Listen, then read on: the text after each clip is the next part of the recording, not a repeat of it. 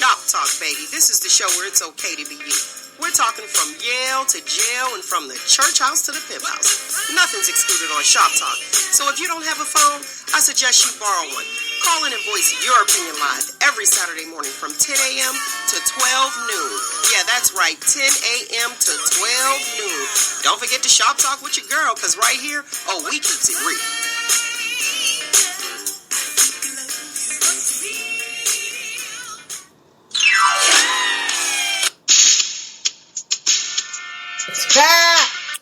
We doing a whole lot. Look, I'm like doing a whole lot this morning. Good morning, Nick. How's it going? I can't hear you on the computer. Why are you so low? Let's see. Turn up your volume on there. Let's see, because you're not on mute, so the listening audience can hear you. I don't know why. Not really. You're really low. So we'll work on the technical difficulty and then we'll get started immediately. So let's get started. Look, I'm like, let's get started. We're trying to get this technical difficulty together. Once that's all together, we'll start Shop Talk with Mel. Is that all right, lovely people? Let me see. Are you on yet? Are you able to talk to me? Let me see if I can hear you. Can you hear me now? No. Still low? You're still low. See about checking your volume.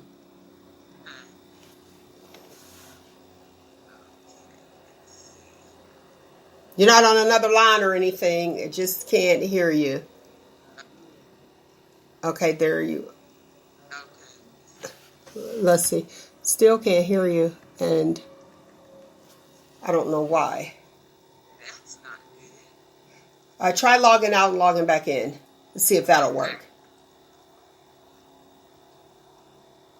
And until we get this technical difficulty together, we will.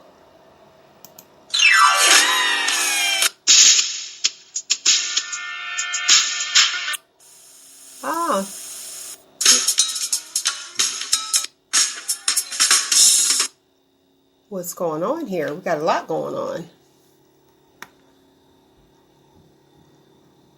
Hold on, let's see. That's weird. And I refuse to let the enemy go. And everything is going haywire. So we're not going to do that. We'll go over here and see if we can get something going.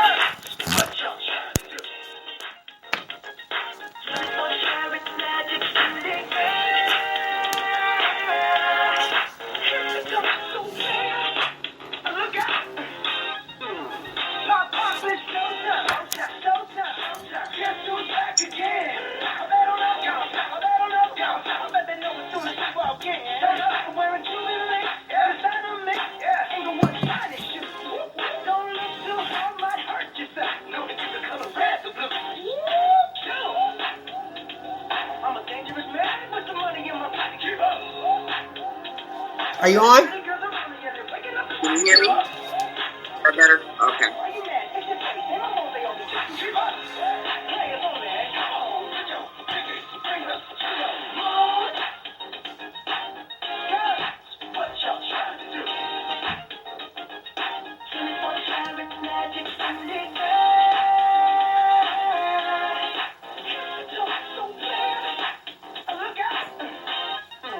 All right. Welcome to Shop Talk with Mel. Let's just go ahead and make it happen. Look, we tested 1, 2, tested 1, 2. The devil's really busy this morning. How you doing, Nick? I'm doing great. Yeah, the devil's busy, but guess what? He is going to be defeated. He might as well go on back to where he came from. I heard that, going back down. What's going on? How does it feel to be 50? Oh my gosh, it doesn't feel any different, but I have finally joined the 50 and Fabulous Club. Yes. Did you get I'm blessed to see 50, especially after this last year, what everybody has gone through. What about what you have gone through? See, so I wouldn't claim what they went through. Let's talk about you haven't gone through anything, so that's a blessing in itself. Yes, definitely a blessing. I'm excited. So, any plans for your 50th? Well, since the wine now he has where they could go to prom, weddings can happen, and all that good stuff. So, are you happy about that? Yes, I am, because that was right on time for my 50th birthday party on March 13th. Yes. Okay. You planning something big? Yes, it's Nicole's 50th royal affair. Hey. Okay, I'm not mad at you. I'm not mad at you. Remember we talked about the young lady, hop into these hot topics until I get our guests come on. The lady had The Bachelor. Lindsay, yes. Rachel Lindsay, she disabled her Instagram account because she said that torn of hate by members of the Bachelor Nation, they had a problem with her. They had a problem with her speaking out and saying it wasn't okay. When, remember, Harrison was saying, is this happened in 2018, and is it that it's inappropriate for 2018 or 2021? And she said none of it's appropriate. So what's happening is that a lot of people are going in on her, defending Rachel Kirk Connell over a photo taken, when she attended the antebellum party. I call it the plantation party. So what's your thoughts on that? So they're attacking the black girl who's speaking up and saying it's inappropriate. What is happening? I agree with her, but a friend of mine said that she didn't see an issue with it because it happened so long ago. That wasn't so long ago. It was 2018. No, I'm talking about just us equating because of the plantation period. It is no longer a plantation. It is used for parties now, but still. So wait, it was an antebellum party. That's the issue. Exactly. The issue is not that it was a party. It was the type of party. So you had somebody to actually say that they were okay with, because it happened so long ago, with her going to an antebellum party. Do they not understand what that is? And see, I got a problem with that. There was a thing that was going on. What does it say? I can't even remember. The new thing, something over history. And I'm like, you have to know your history. It's like a new thing that they have. You have to know your history. And that's a prime example. So when your friend actually said she didn't see anything wrong with it, what was your thoughts? Honestly, I just really want to know where the heads of the people are. I don't think she understood what type of party it was when she was saying it. She was just saying in general because, it's no longer an actual plantation. And I was just like, listen, I don't care. It's just the fact that that's where a big part of our history came from, where we were slaves. But do you understand where I'm coming from? It's no longer a plantation. But it was an antebellum party. Right. It wasn't a wedding reception. Listen, I don't care what it is. If it's at a plantation, an antebellum party, a wedding, I'm not going. Period. And see, I understand. Okay, well, it was a plantation before, and they do parties there. That's what she believes. But my problem is the type of party. I'm not going to a slavery party. It's not happening. And 2018, and to say that it happened a while ago is nuts. Because 2018 was the day before yesterday. Give me a break. Exactly. Give me a break. How about the dog watcher? Anyway, that Rachel, the black bachelorette, she ended up going off of suspending her Instagram, for those who just tuned in, her Instagram account because of the hate that she was getting. I'm like, this is nuts. Now, Lady Gaga, if people, if some of you guys didn't know that she has dogs, bulldogs. her dog walker was shot, and somebody stole her dogs. And he was shot, and here's the thing, she had French bulldogs. Her dog walker was shot in the chest trying to save the dogs in Hollywood. So clearly the dog walker was walking her dogs, and they wanted to steal her dogs. They accomplished their goal. They stole the dogs. She's on there begging for her dogs back. I'm like, and put a reward out for $500,000. What about the dog walker? Exactly. What is she doing for them? Listen, she's happy that, they recovered her dogs, but what about the dog walker? Because let's be realistic here. I didn't know I was putting myself in harm's way walking no dog. The worst that can happen to me is me being bit. That's just me putting myself in those shoes. The worst that could happen is me possibly being bit by these dogs. Not being shot. Like, this is nuts. The sources say, this is according to TMZ, that a woman appears to be a good Samaritan and claims she found the dogs and brought them in. Now, they did say claims. LAPD is continuing to investigate, and the shooters are still on the loose. Who shot the dogs?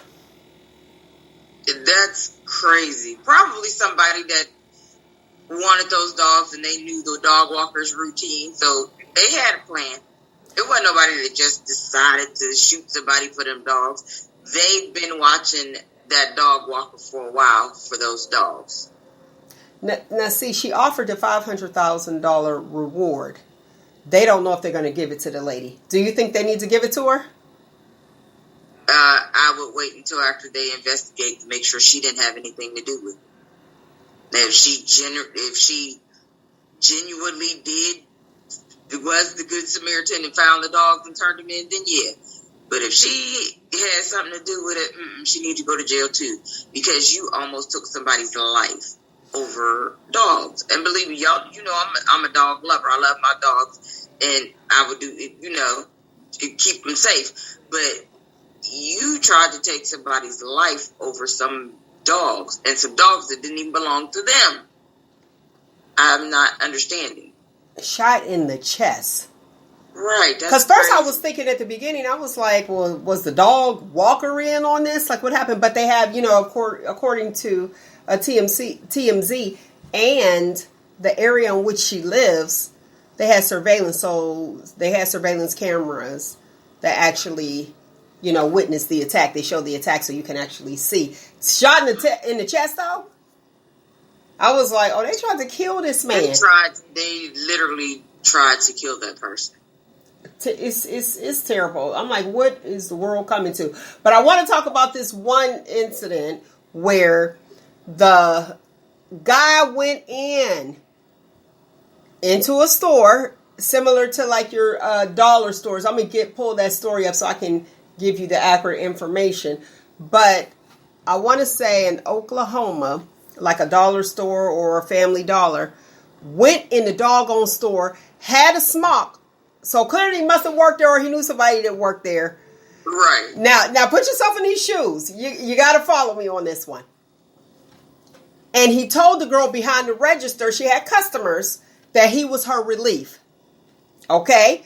So she said, okay. He done got behind the register, cashed out the other customers in the line, no less, and then locked the door, and then stole a bunch of lottery tickets. They said that was missing, a bunch of scratch-offs, and cigars. Now, as a worker, would you ask questions? You know what I mean? Would you be like, okay, who are you? Where are you at? Or if they say they're your relief, and you look like, look, said, watch, time to go, bye-bye. What's your thoughts? That's hilarious to me. Yeah, first of all, how simple was she? Because, like you said, I'm going to ask questions. Oh, you must be new. Who coming in to train you? Or am I training you? Who's working with? Because they have to be trained. They ain't just going to come in. I've never met you before. Are you on the schedule? What's your name? Simple questions like that. And then on his end, he was stupid. How you gonna steal lottery tickets? Those lottery tickets are accounted for. So try to scratch them off if you want to, or try to turn them in. You ain't getting nothing. You going to jail. You just wasted some lottery tickets. Well, see, here's my thing though. The way things are going now, remember before, like, your manager or someone will introduce you to the person, you know, if they were new. But I honestly, like, the way things are now, if you're ready to go, I don't tell her how long she was on. I'm your relief. Okay, bye. See, you might be from another store, because now they have people coming from another store. They just come in, and he was dressed appropriately. And I just found it really interesting that you are questioning. I mean, I'm not a police officer, but you're questioning the girl, the cashier. How is she supposed to not? What are you going to do? Pick up the phone and be like, oh, okay, listen, if I know I get off at 2 o'clock and it's 2:10, I don't know if you came from another store. I don't know who called you. And that's lack of communication. But go ahead, Nick. I see you want to say something. Listen, it's just me, and I'm sure several others, but I check my schedule. I see, I know who I'm relieving. And this is, at the other place that I'm working at. Not the, of course, when you're working at home, it's difficult. But I know who I'm relieving, even if I haven't met them before. And I know who, I see the name of the person relieving me. If I've not met them, I need to know, what's your name? Okay. Oh, so yours? Yeah, that's just me, though. I check my schedule. I know who's on the schedule. Even if I haven't met that person before, any of them, I know names, and I'm going to ask her, what's your name? Oh, you're so-and-so. Okay. And then, yeah, so I understand she's probably ready to go, but still, to me, that would have been suspicious all the way around. Really? And see, in the medical and nursing, you got so many agencies out there, you don't know who's who. So, from my standpoint, I'm looking at it as, okay. And was this person a new person? That's what those are things that you got to ask. Like, that's what I'm saying, though. A new person too. Even if it was coming from a different store, he still would have been a new person to that store. So therefore, yeah, you still gonna have to question things. You still will question. They're not just jumping in and working. They need to be trained. And if it's somebody coming from a different store, yeah, you know what to do. But this is a different store. You might have a few rules just a little bit different. And so, and that also will be on the schedule. Oh, so-and-so from store such and such is coming. Okay. Oklahoma City Police Department. I told you I was going to get this information. He walked into the convenience store near Britain and Broadway and was able to convince the store clerk that he was there to take over her shift. He was wearing a shirt with the store's logo on it. So once behind the register, he continued checking out customers. Okay, I got it right. Okay. Checking out customers for several minutes before ultimately locking the door, stealing all the money, cigars, and lottery tickets, and fleeing the business. And then, so the police is looking for him. They're saying what type of car he was driving and all that good stuff, because they're trying to find this guy. And they do have him on surveillance camera because he was in the store. I just don't. I don't know. That is. I'm like, people getting quite creative with this here robbery thing. That's like who was? Obviously forgot about the cameras. Right. I mean, I didn't even see a mask on either. But he's like, listen, if you're telling me you my relief, I don't know if I would actually question it. I'm like, oh, okay, girl, I'm off. Listen, I'll be at the house though. I'll be at the house like, what? I just left from there. Right. I was like, oh, I done gave him the drawer. Like, here you go. You count the drawer. And and unfortunately, they're probably the company is probably going to fire her for that. Definitely. Well, guess what? The company I'd be fired. I will be one fired person, but I'd be happy. I'd be happy I'm alive, because that is crazy. Right. That is nut and city. Hey, lovely people, if you want in on this conversation, feel free to do so. Dial in 515-602-9667. 515-602-9667. It's nuts out here. Yes, it is. Like you said, a creative way to rob somebody. Well, at least he did it that way instead of coming in with a gun and shooting her. So, or threatening her with a gun. So I guess we can be thankful for that one.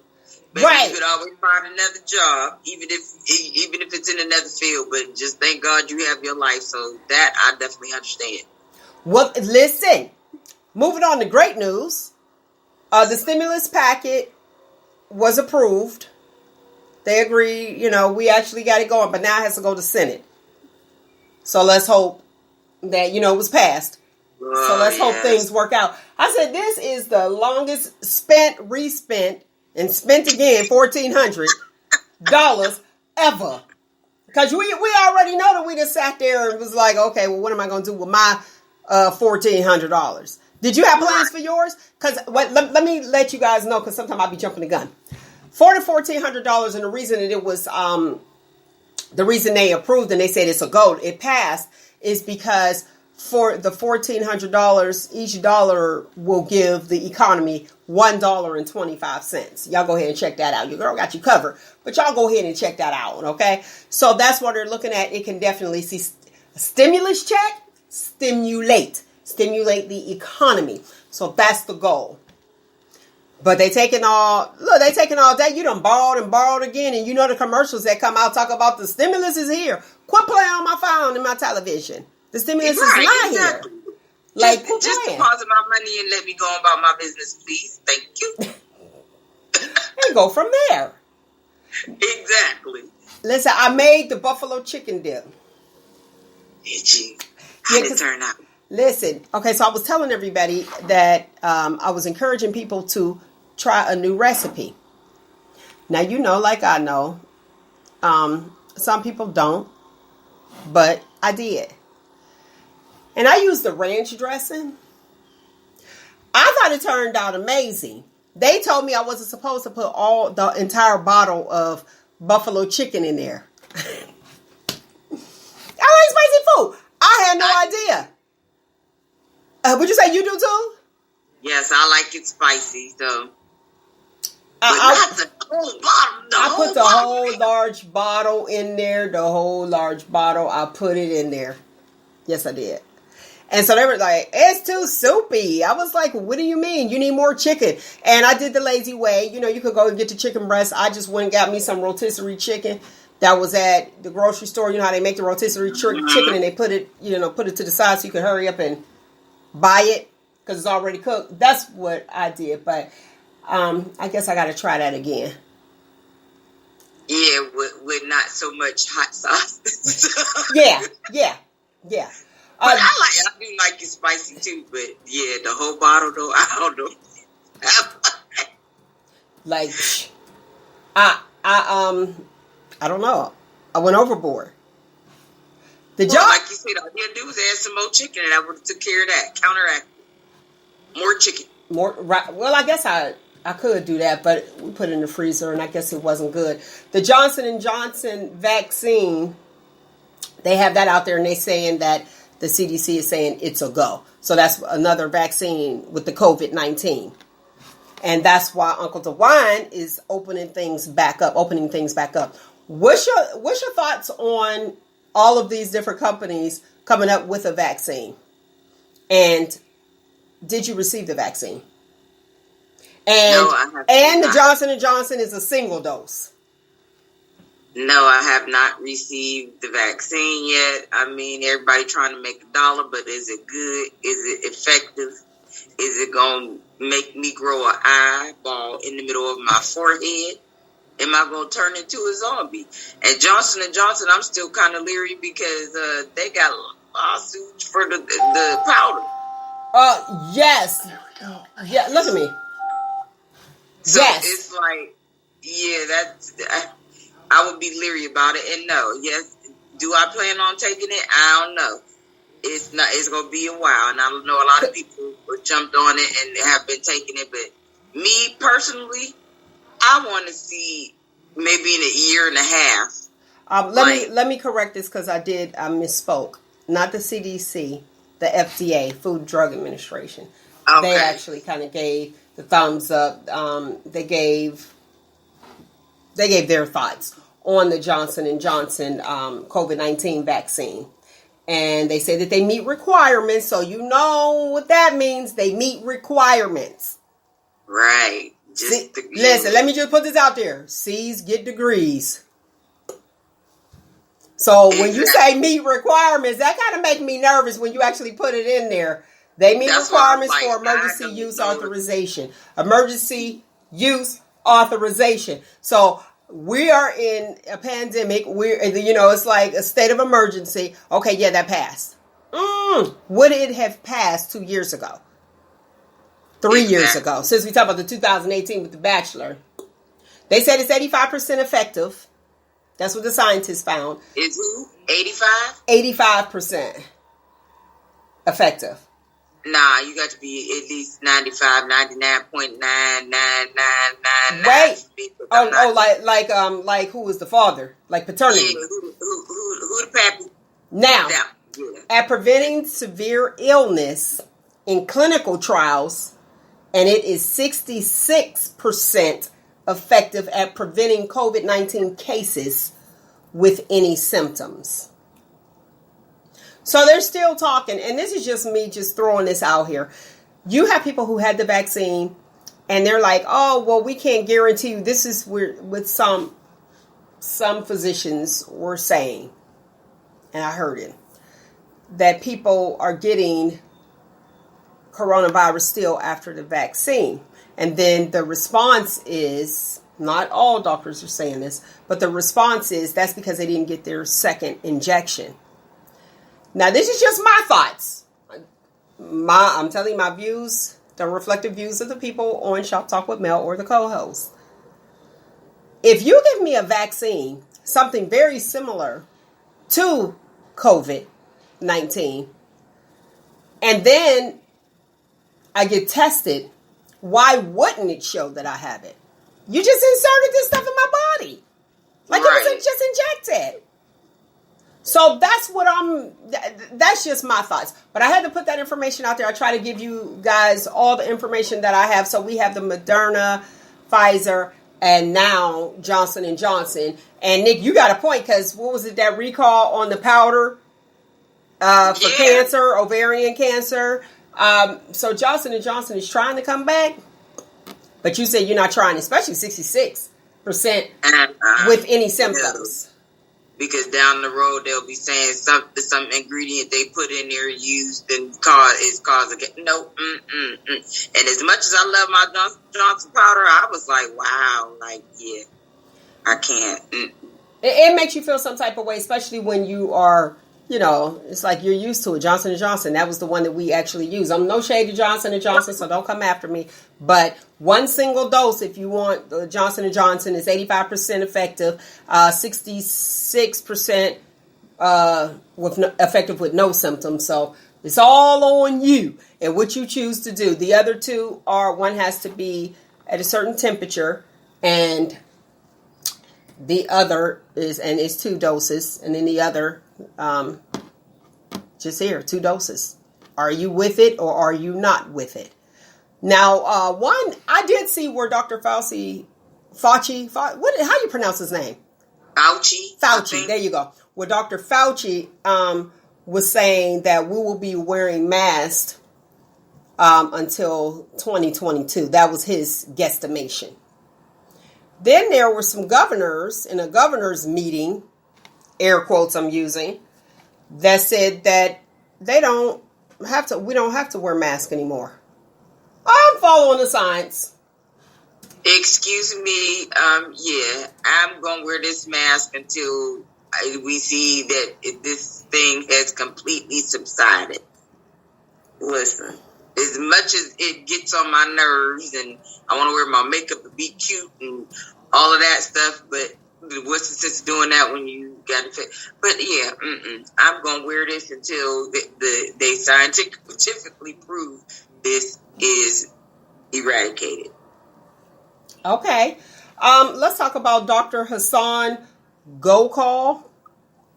Now, for those who don't know, Dr. Gokal, he was fired over the vaccine. administering the vaccine, they said it was unethical to people who, they said that he knew, like a neighbor. Did you hear about that? His wife, and she was eligible. She was an eligible candidate. Anyway, Right. he was on The View, and he had got fired. And what happened was the vaccine could only be out for so long, and they had an hour left. So he was calling out, seeing if anybody knew anyone who needed the vaccine because they didn't want to waste it. But they felt it was unethical that he gave it to these people without protocol. So would you rather just get rid of the vaccine, throw it away instead of giving it to somebody? Yeah, to me that was just inhumane, because he's trying to reach out to people to possibly save a life and, not waste anything. So no, he shouldn't have been fired for that whatsoever. I didn't think so either. I felt kind of bad because I'm like, he worked in the ER as well too. He said that a human life always trump any policy issues, and according to the policy, they were it was what? Get rid of it. It's over. It's wasted. That's the problem that we have. There's just so much, like with the food industry, they're good with wasting food, and we have all these hungry homeless people out here. That's why that's why we're in the predicament we're in as far as financials, because we just waste a lot of stuff, and it's just money down the drain. So yeah, I agree with him. Like he said, human life over policy. I 100% agree with that. I 100, that's just crazy. Why would you waste something that still has validity and life to it, and he could possibly save someone else's life who wants it? That, to me, just, yeah. Let's pin that right there, because I want to, since I brought up the fact that he was on The View, I want to talk about Meghan McCain. A lot of people don't like her. She's a crybaby. She gets on my nerves personally, because she's always crying like everybody interrupts me. Girl, you interrupt people too. Like, stop. Anyway, she complains. She wants Dr. Fauci fired. She said that he should be fired. Okay. But she complains that because she hasn't gotten the vaccine yet. Well, what does Dr. Fauci got to do with that? Well, because, there's a protocol. So you're dealing with your people with chronic care illnesses, people who are immunocompromised. And she felt that since they have that in order, but she felt that he should be fired because she hasn't gotten the vaccine yet. Now, there were some doctors that have been terminated because they were giving their family the vaccine, skipping the line. And that's what they're saying with Dr. Gokal, that he just like skipping the line. But the person that he did give the vaccine to was his wife, who was eligible. Now, if you are perfectly healthy, I'm sorry, you just got to wait. I'm sorry you're on The View, but why are you upset? Privilege. I'm so sick of these people with their privilege. Sit your tail down, wait your turn. Don't nobody care that you are Meghan McCain. Don't nobody care that you are on The View. Sit your tail down and wait your turn. What does Dr. Fauci again have to do with that? You wait your turn and go for the protocols. Girl, bye. Please have several seats. Several. And wait your turn. It's not your turn. Okay, let's go to the viewers real quick. Here's Theo says, if it wasn't safe, that's one thing, but because of the shelf life, that's another. The vaccine, if nothing else, it still would have been effective, even if at a lower percentage. Okay. We listen to the viewers. Now, I said pin that regarding you would rather dismiss or just throw away and get rid of the vaccine if it's no longer effective, trash it. How about those who, and I know that, well, yeah, they are, because you need, according to Maslow's hierarchy of needs, that's the first one, you need to eat. What about those, you see people that are hungry in your fast food restaurants, if the temperature is not served at a certain temp, they get rid of it. I used to work at McDonald's years ago, and I used to see that all the time, and they would throw it away. But you see this person out in the driveway begging for food. Begging for money and food, yes. So why, that is kind of like, I mean, and I understand you don't want somebody to get sick, but you're throwing it away. Like you can't sell it, so it's wasted food. So would you rather waste? Is your money recouped? Would you rather waste instead of giving it out like this young man, like this doctor? Right. And they have to account for all of that, all of the waste that has to be weighed and all. They have to account for that. Oh, okay. So you have to account for that. Mm-hmm. It has to be accounted for. But my thing is, like you said, you're throwing it away. So it may be a degree or two lower than it's supposed to be, or a degree or two higher. That could feed a hungry person. That could feed a hungry child. Mm-hmm. Because we have a lot of homeless people with children.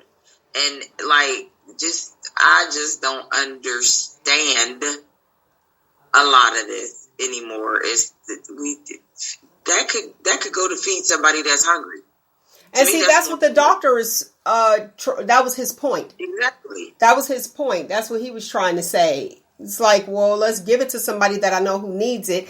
And they were on the 1A list. You know what I mean? As far as like immunocompromised, they definitely would have got it anyway. And he just reached out. He asked colleagues, do you know anybody? So everyone that he administered those last doses to were not just his family. It was, some strangers too. So he hurry up and administered it to them. But to me, I think it's more so they may be looking at he was giving it to his family. I think that is more so the issue than anything else.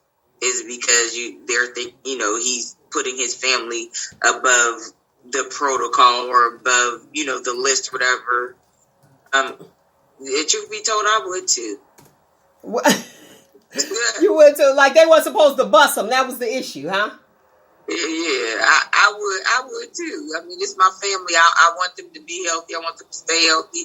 If this is what they choose, then I'm going to come on because I'm going to have to throw this out. So I don't want to waste it.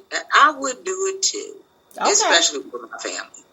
But yeah, it's just like, that's just crazy to me. Okay. Well, your boy, is he going to lose his licensing behind that though? That's what they're going for. Ethical issues. Okay. That's what they're going for. So I don't know. That's like a catch-22. Would you rather save a life, or would you rather like, okay, well, you died and I had these available, and like your conscience, it seemed like like what my conscience would definitely be jacked up on exactly that. That's But I have seen where, and I won't say where to say, to protect the innocent. I have seen where there were vaccines, and once you open that bottle, you have to throw it away, and then somebody changes their mind. Now, his situation was that it was getting ready to expire. But you have where people will change their mind, and you have so many vials there, and it's like, okay, well, I'm going to administer this. People didn't show up. They're like, no, I changed my mind. I don't want it. And it's wasted. Do you go to, you don't want to waste any. Do you throw those 2 or 3 doses away? Or do you administer it to people that may want it? And unfortunately, it'll be jumping the line, right place at the right time. Right. And my thing is, if it wasn't touched, you didn't touch it. Like, if it wasn't touched, you just opened it and got it prepared, and they changed their mind. Why did they have to throw that away? It was not touched. They did not administer it to anyone yet. They just got it prepared. So I just don't, a lot of that stuff. But then I guess I'm not with the FDA, the CDC, whoever. They had their little protocols. I don't understand it because, I mean, if it's going to save a life, then so be it. But I think a lot of these rules really need to be revised a lot. need to be revised. Okay. All right. Well, let's go on to this guy real quick. 45.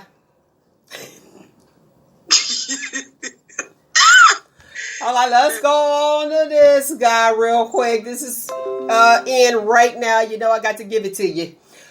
Trump to reemerge at CPAC as GOP tries to plot its future.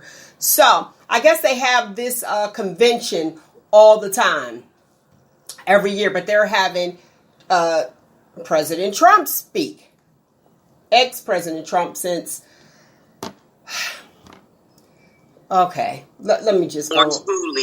Look, I'm like, let me just go on ahead and just let you guys know. Annual gathering of conservatives this weekend in Florida is set to serve as an official reemerge of former President Donald Trump. And we know a lot of people still love him.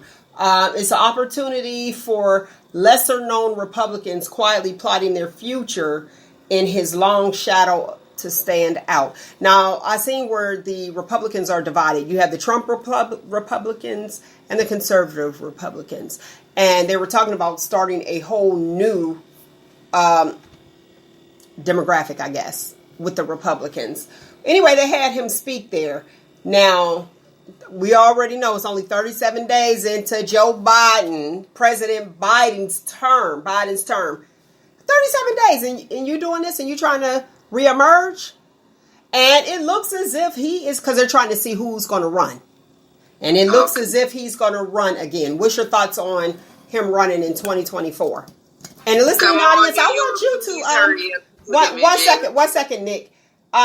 Listening audience, I want to hear your guys' thoughts on this. You could call in 515-602-9667 or go ahead and type it in and I will definitely, read your comment live.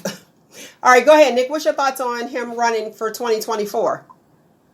My thought is, please, state of New York, hurry up and charge this man and throw him in jail. Period. You like hurry up and... No. And you know what? 2024, if he does run again, which he was promising, it's going to be a fight. It's literally going to be a fight, and I really think this is where the United States is really going to get divided. It's going to be ugly in 2024. So, New York State, please do your thing. Get these charges down. Put this man in jail. We don't need orange fooliest running nothing. I wouldn't even let him run a local convenience store right about now. Nothing. What? You said not even a convenience store. He's running and he's losing a lot of money at his hotels. Yep.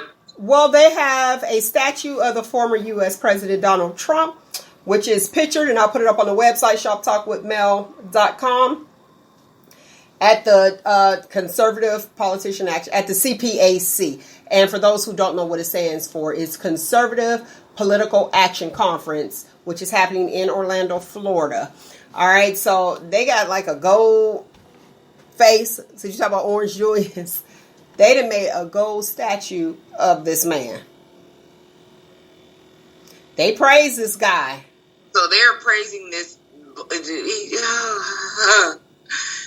He was a jackass. I'm sorry. He didn't know what he was doing. He ran this country like. But here's my thing.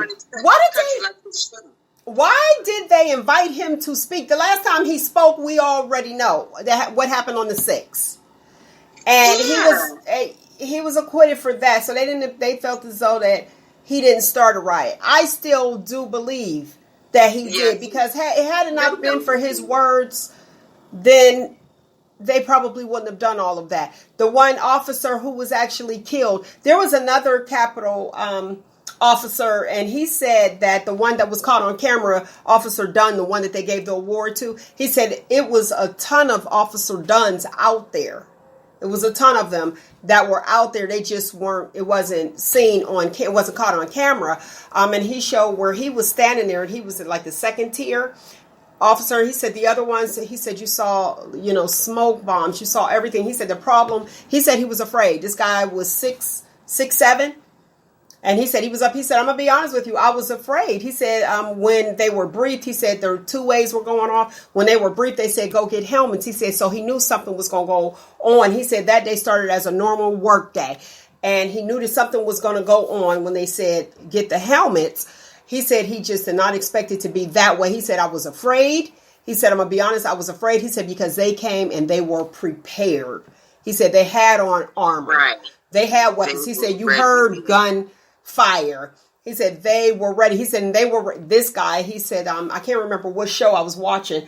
He was saying that that they had gunfire. They were ready to assassinate the vice president. So here's somebody on the inside that's talking about this situation and how it affected him. So PTSD is settling in with most of those officers. Yeah. One of those officers, I believe, committed suicide.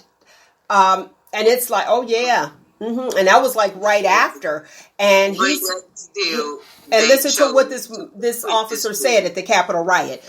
He said this is what got him. He said there were people out there and they had the blue stripes as far as like Blue Lives Matter. He said there were people showing them saying, sir, this is for you too. He said they were showing their badges.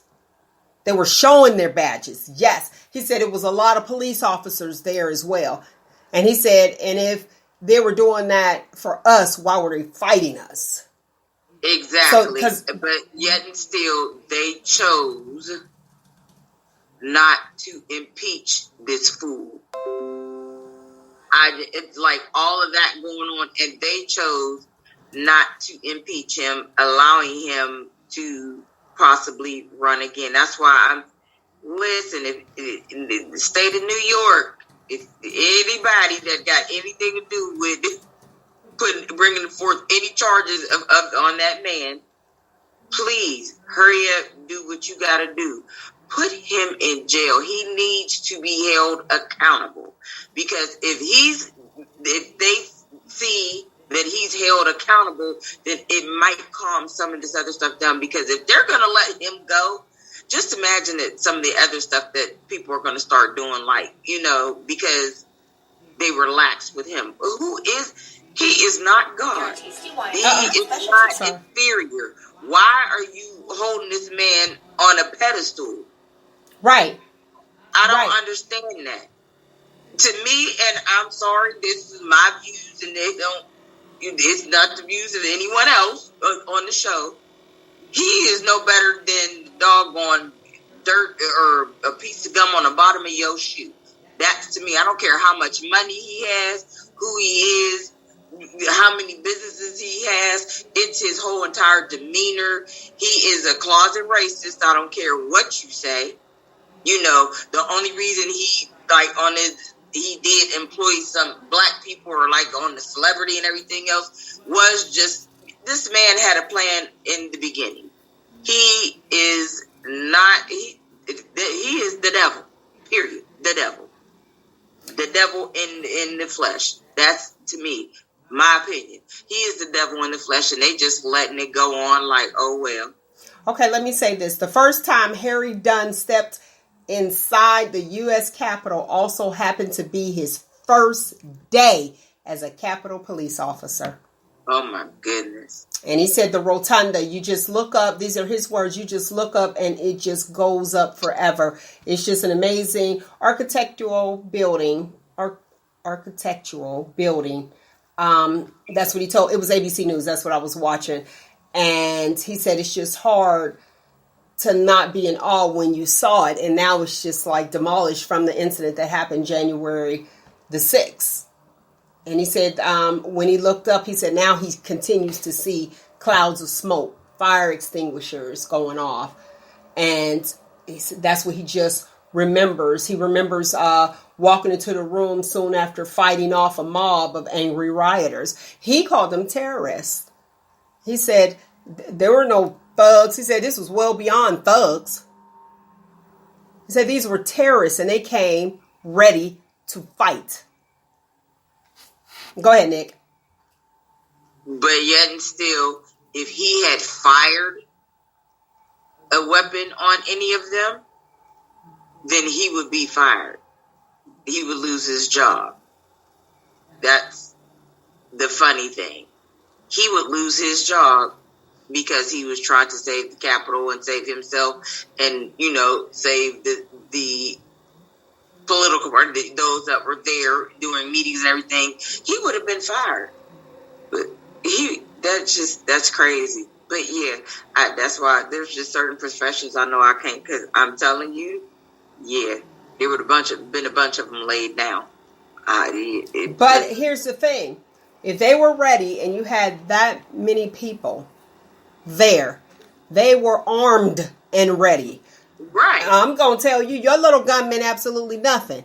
Because if you would have fired, they would have fired back.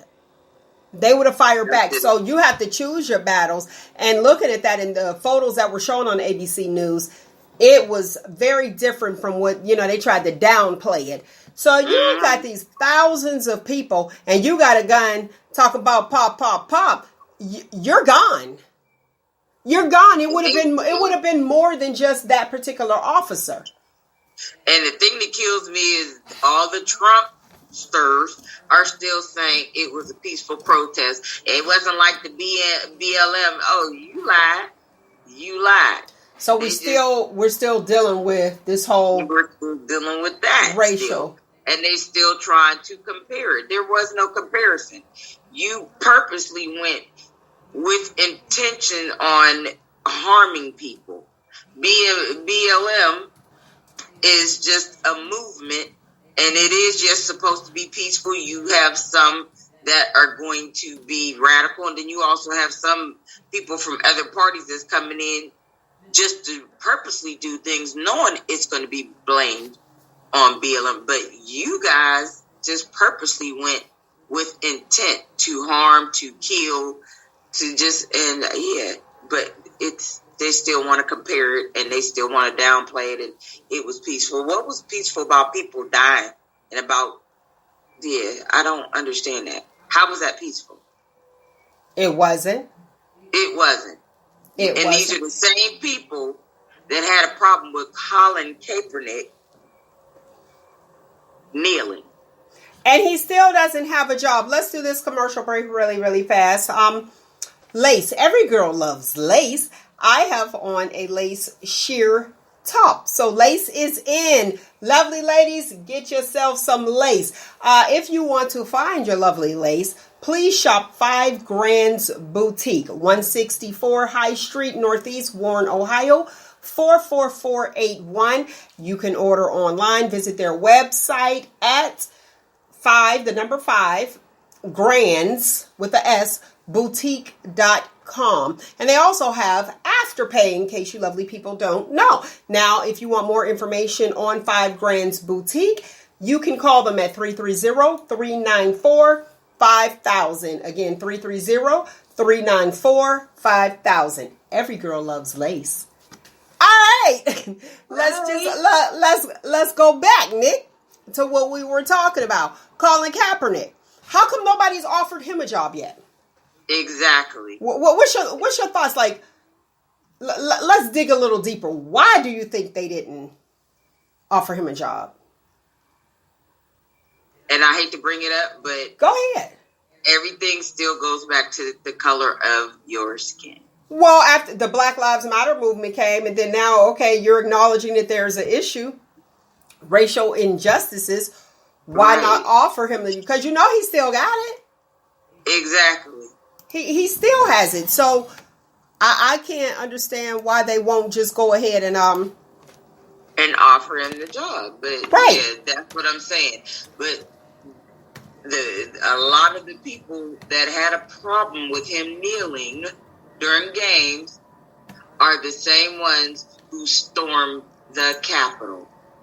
Somebody help me to understand that logic. Listening audience, please let us know. Let us know your thoughts on that.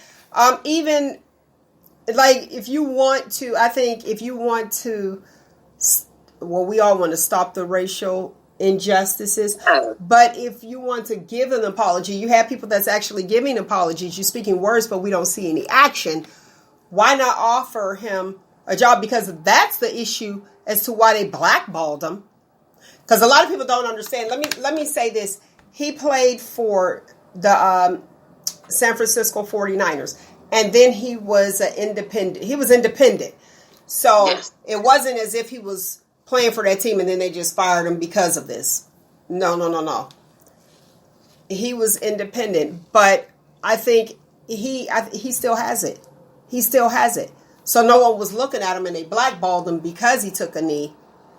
You know, what are we saying to the people? We had other people that took a knee as well, but they figured he was the one that started it.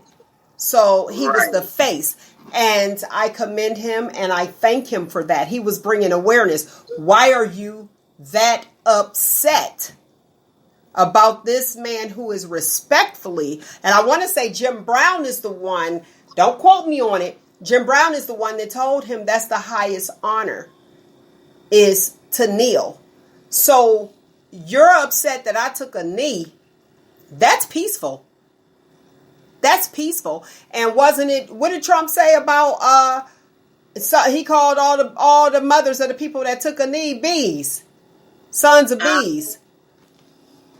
Where are we going? Like, where are we going? That's the question that we have to ask. Where are we going? Right. They're blackballing him for peacefully taking a knee. But then they're allowing someone who caused a riot in the Capitol to possibly run again. And here's what's really interesting. Let's look at this. Remember they were saying President Obama was the Antichrist? Yeah.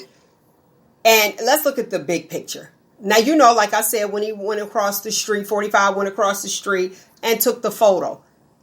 And he gonna call in the National Guard to walk him across the street to take a photo in front of a church with a Bible. The Bible's upside down. Like, the cameraman know he saw that. The shade. Like, you might want to turn that and fix the Bible the correct way. But it was... That's the Antichrist right there. Okay? And without me saying anything. And why is it... Let's look at this. Why did taking a knee, why did kneeling, you want to be the king, why did kneeling make you so angry? Exactly. I mean, we kneel to pray. It made you that angry that you're like, done, I'm out of here. You can make all the noise in the world, but when you are quiet and peaceful and kneeling, you make someone that angry? Is it the silence? Because you don't know what people are thinking? Go ahead, Nick. What you think? Probably. I mean, yeah, that's just, I'm still, I don't understand that. I really don't. Let's bring it home. Let's bring it home. If you're at the job and you have bosses like that if they just attack you or they find somebody to pick on and you say nothing, they get more angry. Yes, they do, because they want you to react so they can say they had a valid reason to get rid of you. Okay. Now, but they can't get rid of you if you say nothing. Exactly. So that's the problem. Thanks, Theo. I'm going to go to the viewers real quick. Thanks, Theo, for letting me know. He said Kaepernick was stuck under a contract with the 49ers through 2020. I gotta read. I gotta read that. I have to read into that. I'm going to check into it. Go ahead, caller. You're on live with Shop Talk. Hello? Okay, when you're ready to talk, we'll put you back on. I don't want to say the phone. Look, I'm like, I won't say the phone number at all.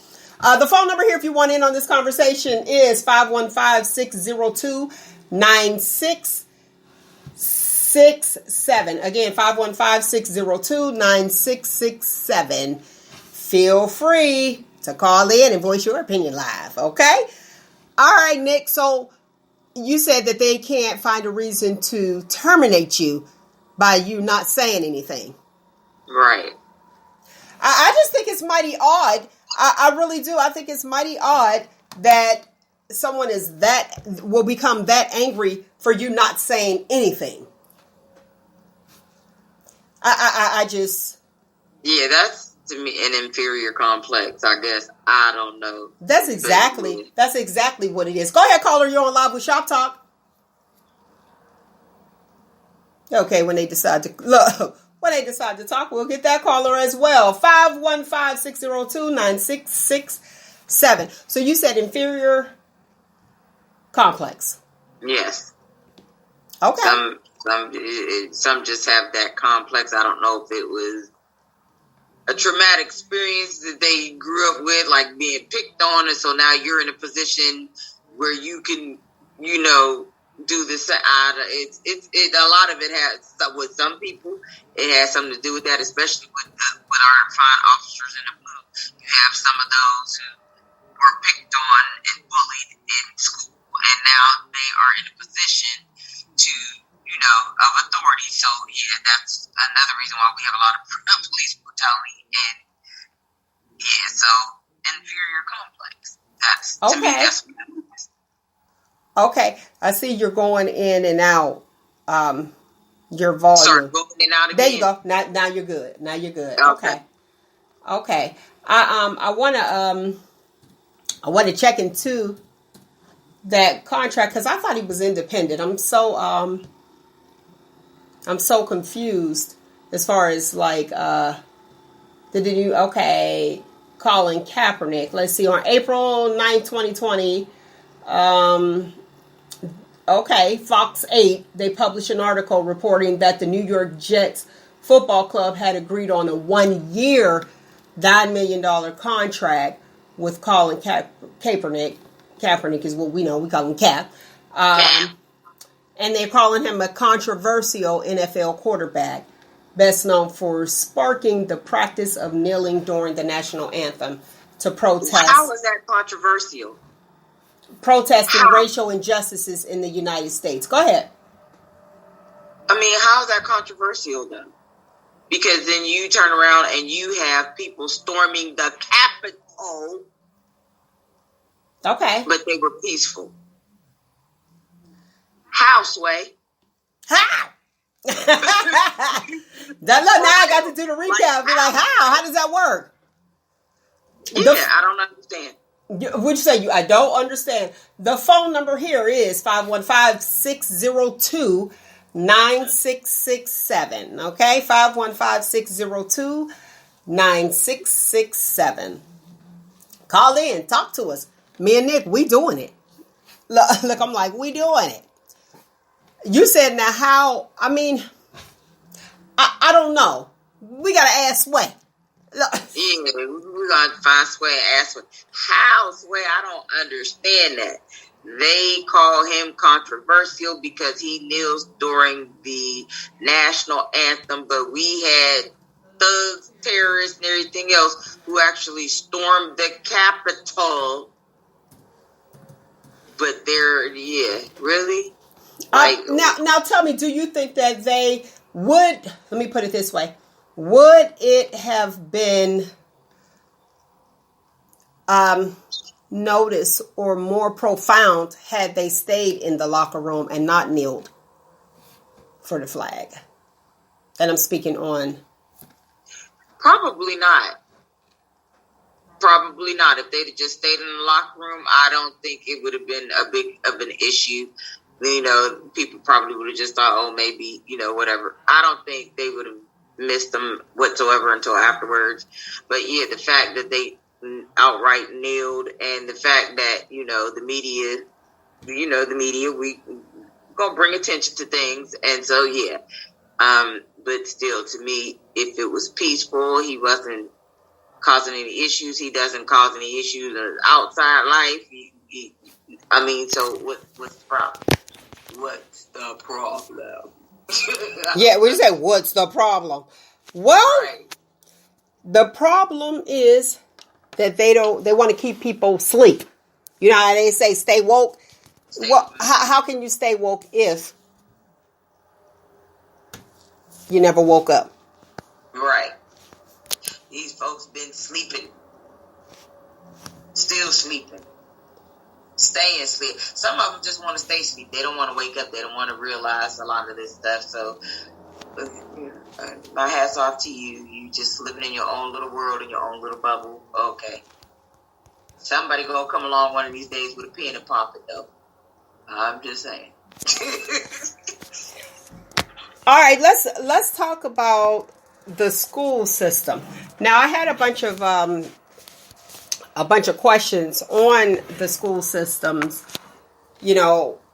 in our urban areas.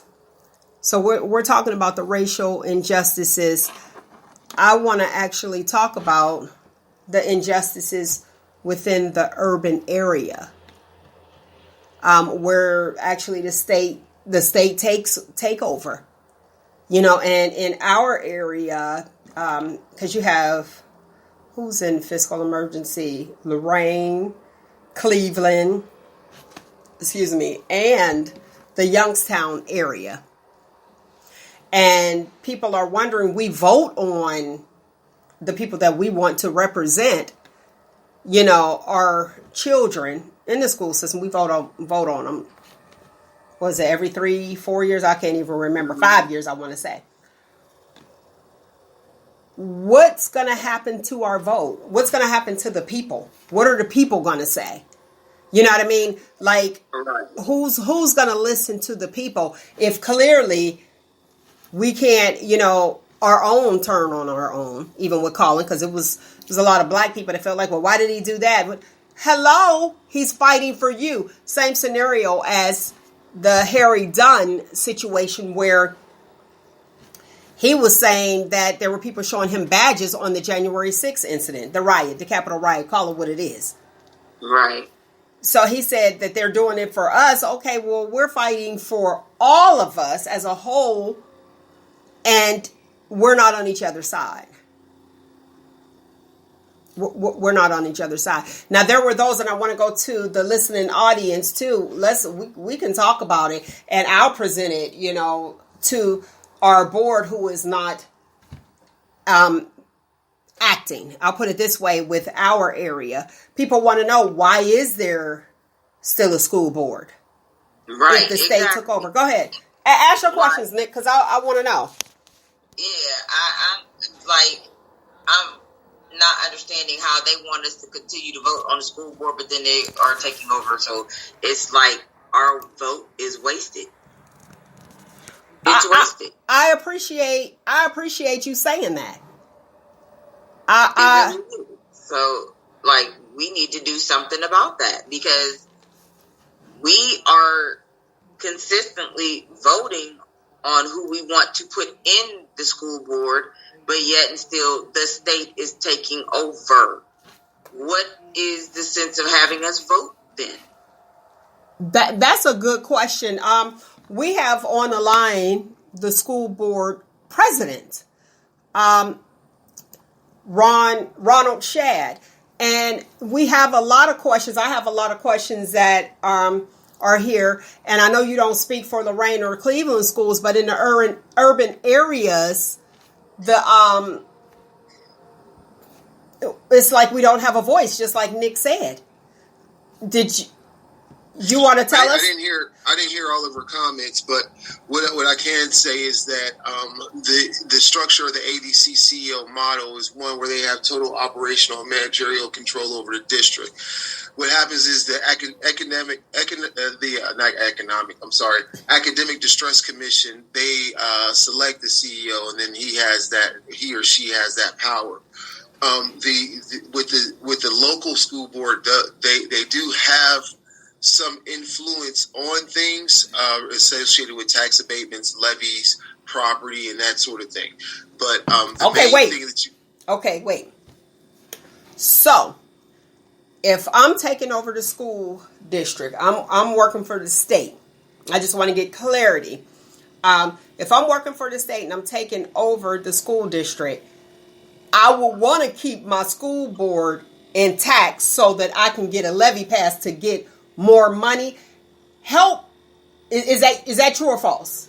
Yeah, that's one of the things. You have to have a school in Ohio in order to enact taxation it must come from an elected board or elected body, I should say. So that's the state. Like an individual can't go out and say, "Hey, give me this money." You know what I mean? So it has to be that's one of the caveats. This law was so sloppily and quickly put together that there's a lot of holes in it. There's a lot of things where people don't understand, where things have to be almost sorted out through either agreement or legal pursuit to understand what should be happening. Okay, let me ask you this question from the people. Let Nick the voice, but let me ask you this one. What happened to our money? Like, and I'm going to say our money because we know, like, with those levies and we pass. And I know you can't speak for what's happening in Cleveland and Lorraine, but I'm just going on this side where the state took over because this is a limited, we don't have that much time on the show. But, yeah, but let's answer this first and then I'll definitely let you speak. Okay. The monies prior to the state takeover, how much was that? I think I know what you're talking about. Before the CEO ABC model, the district had $24 million in surplus established. Okay. After the first 2 to 3 years of the first CEO, that surplus was actually diminished. Okay, so 24 million. See, that's the stuff because I would go 23 point something million. Okay, hey, you might as well round up when you in the millions. It must be 24. Okay, yeah. Because I would go to those meetings and I'm looking at that and we're saying yes to the levy, yes to the levy. This is our money that is coming out of our checks so that our children can have what they need to study with. There's no books in the school. They're talking about something, they don't have books. They'll just run copies. And I understand that y'all get the brunt of everything. But I'm looking at 24 million and then the state takes over. And then once the state take over and then you want more money, but you just took 24 million. Well, the levy is in itself. The levy is one of those things where first of all, you got to look at Ohio. It's been deemed by the Ohio Supreme Court that the way school districts are funded is unconstitutional because of you're basically funding districts based off the property of that community. So if I'm in a underserved community, property taxes won't be that high and those sort of things, then that's going to cause a level of discrepancy with funding. The piece there, though, based on this system, that portion of funding is sort of like the community's portion to pay, if you will, But the problem is when you have money, whenever you manage, you can manage in two ways. You can mismanage or you can manage well. And what we saw was a management in a way that couldn't be sustainable. And that's the important thing. When you get monies, like how do I sustain, when I say sustainable, if I bring in all these programs or I make all these purchases, how do I sustain that over time? And without a financial plan that's integrated into your academic approach, you're going to find yourself in these kind of situations. Okay. Well, we don't want to be in that situation. No one does. So, go ahead.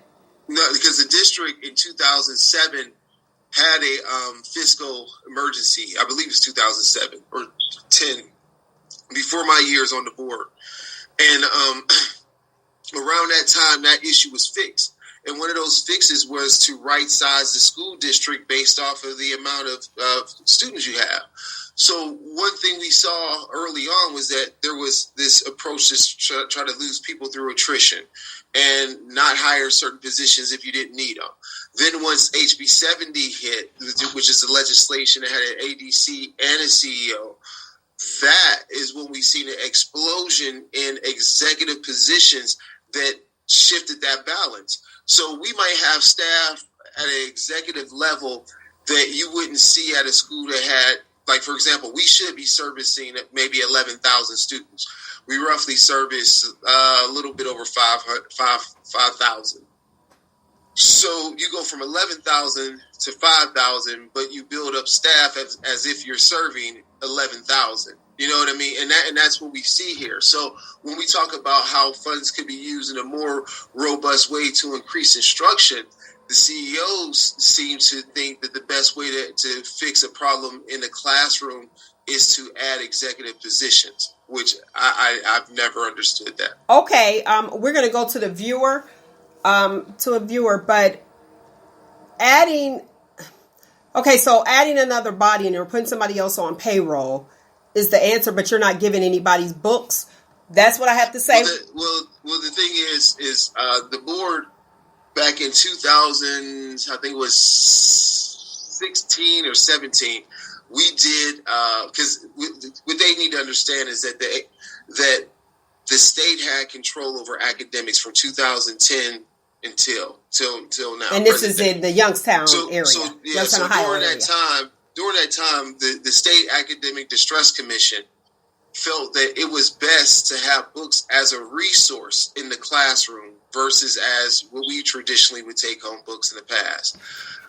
Some what also came along with that was that there was some issues with the way they wanted to structure things were that there was less homework taken home from whatever information they received. They felt that the more homework that you sent home, the less likely it was to come back, and that would put a child at a deficit.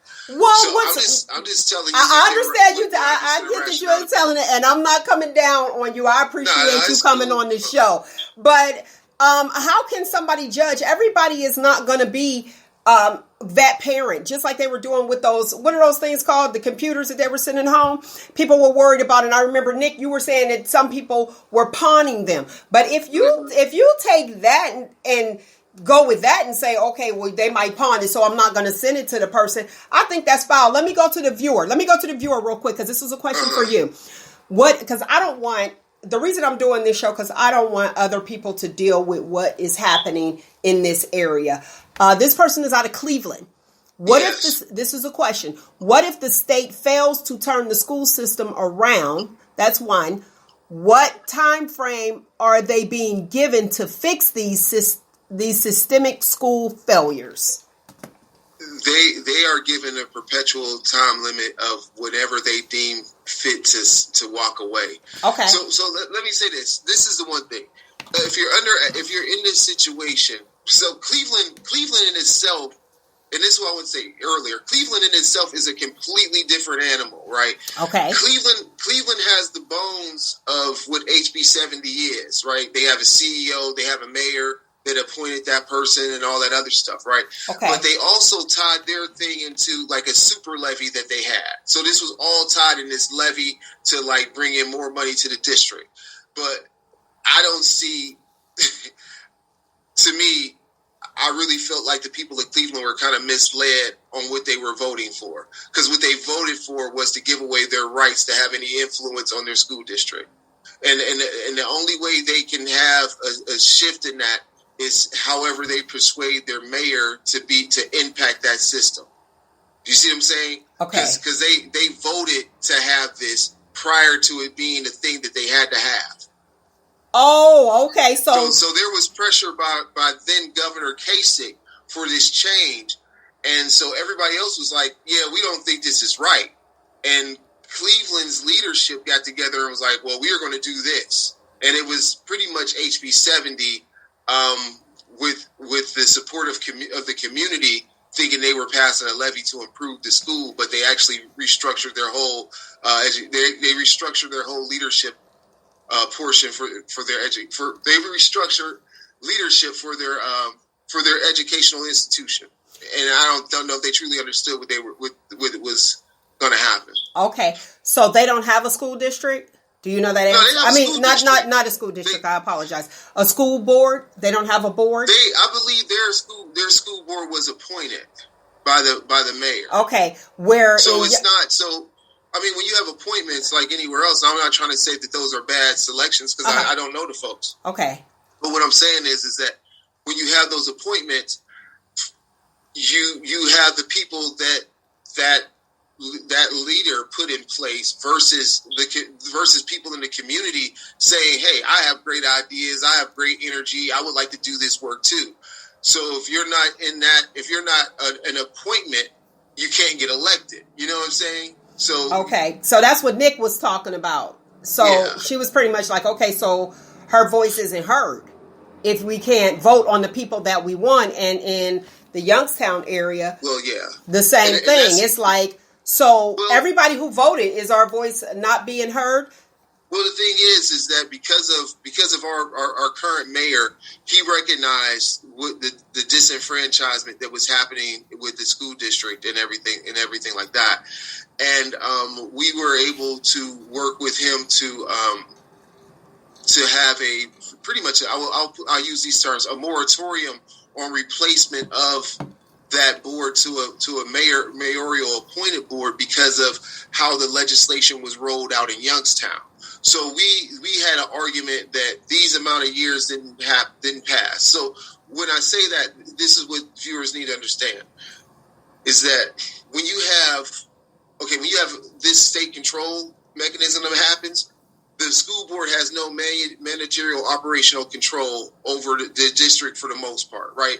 Let's say if it was 100% to begin with, now it's like maybe 5 to 3%, right? Now, so what happens is that when the district is under the CEO's control for 4 years when it's under his control, I don't know if you see my fingers or not. Yeah, they bleeping in and out. 4 years of his control. If it continues to fail under his control, he is not replaced. The elected school board is replaced with an appointed board and it's like, well, why would you remove the people who had no control over the situation, right? And in Youngstown, it's even more so because the state has had control over academics since 2010. So everybody that's a board member now was a board member elected after state control. So how can you hold these people accountable for the state's inability to be able to fix the problem pretty much that they created?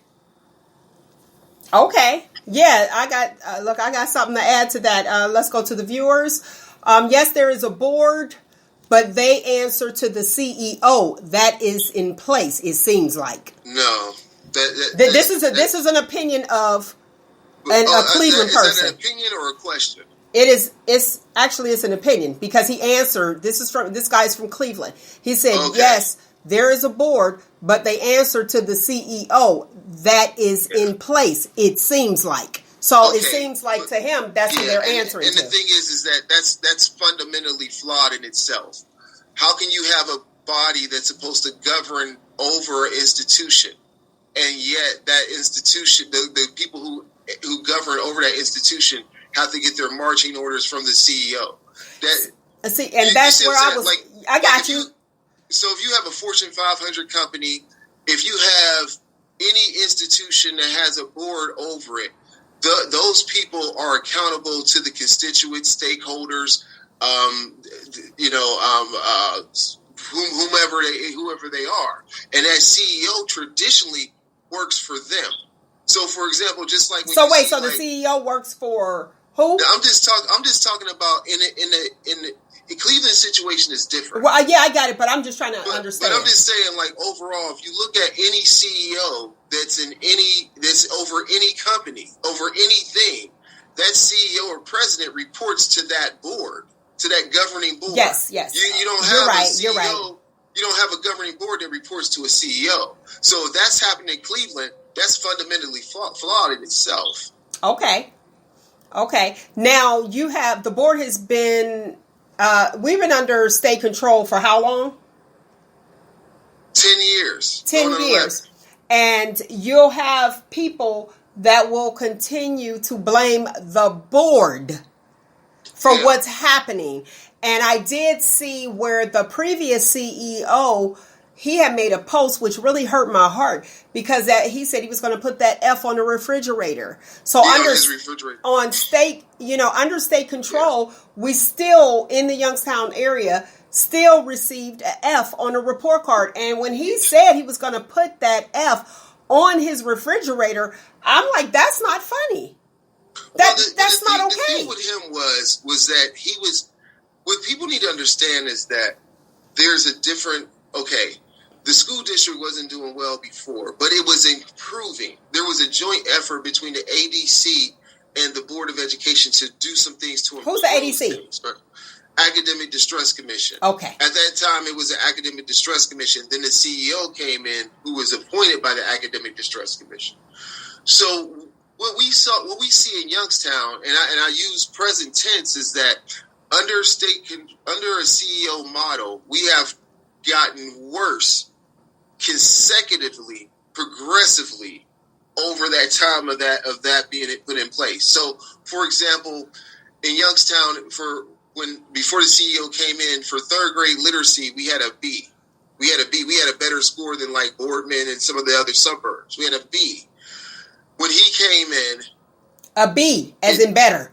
A B as in better, bestest, right? Asbestos, right?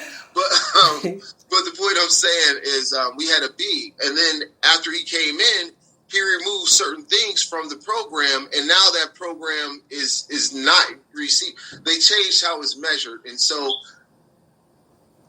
basically it was like 15.7%, but it's really an F, right? It's dropped off that much, and that was because things were removed. But what happened was every year under that leadership, it dropped off more and more and more. Go ahead, Nick. Any questions for a school board president? Just watching the situation, huh? Yeah, are we, like, as far as the state takeover, how long is this expected to last? Well, there's two ways out.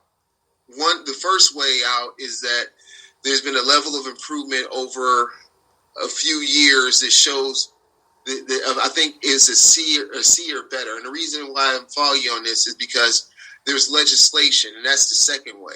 So if the school district shows that it's improving, then the legislation ends, based off the parameters they may have in place at that particular time, because those things are forever changing.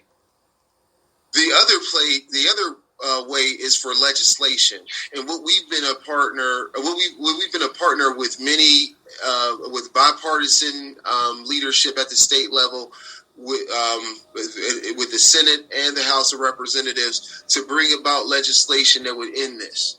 So it's more likely at this time that with everything happening with COVID, that there would probably be a likelihood for legislation that would come in to help repair our districts versus the performance of students. And when I say the performance of students, what people need to understand is under the current state of things, testing isn't being used as a measure of success or failure of that district at this point in time because of the pandemic. Okay. Now, Nick, I don't know if you were going to ask this question, but this was my question after. You said, how long is it going to be? The state takeover. Now, tell me if I am correct, Mr. Shad, when I paraphrase this. So, if the CEO is out, you said 4 consecutive years. I want to make sure I got clarity. Doing bad and, still failing. Then not the school board, not the people that we voted on will be taking over. It will be who the mayor chooses to take over. Correct or not correct? You're correct. But those what needs to be identified is that those people that the mayor chooses from are people that are selected by the CEO. So let's say the CEO. So he's still in control. So it's not the mayor, it's the CEO. So he's still in control. Am I crazy? Yeah. Like, help me. So what happens is that because we almost went through this process here. So what happens is that you get a pool of people, maybe like let's say 10 or 20, right? Okay. And however many people he gets, and then he gives the mayor, okay, here's your selection. Select from these people. Okay. All right. Nick, help me out. The voice of the people. So, if the CEO does bad, the CEO appoints other people to take over if he's out. Does that make sense to you? No. He's not appointing them to take his place. He's appointing them to take the elected school board's place. That's my point. So it's still them running it. I'm like, how? Well, the thing is that if you handpick your own people, do you think those people are going to go against you? That's what. Are they going to advocate for the betterment of the community, or are they going to say we think what you're doing is fine regardless of the outcome? Okay. That's the question. Right. Not as what my analogy is not as important as what's going on in education. Let's just be clear. But in my house, we play spades and we for real about spades. So if I got to get up and go to the bathroom, I should be okay. Boom. All right. You out of here. I appoint somebody to play my hand. I expect them to win. So I expect them to play like me. So of course, get rid of the other people that the peepists, rest in peace, Joe T. The peepists decide. So everyone's voices in the community means absolutely nothing. That's what it sounds like. Means absolutely nothing. Yeah. So get out of here with your vote. Your vote does not count. Even though we were raised, your vote does count. And I'm going to appoint these people, since I couldn't get the job done, I'm going to call my cousins up on the phone and be like, hey, I need y'all to do A, B, C, and D. Since you have these people. And I just paraphrased it my way for the people. I mean, that could be a problem, because when you have people that choose people, it's pretty random. Like you earn the respect of your community for them to pick you. That sounds like an alliance to me, but go ahead. Yeah, but in this particular case, this is why this legislation is flawed.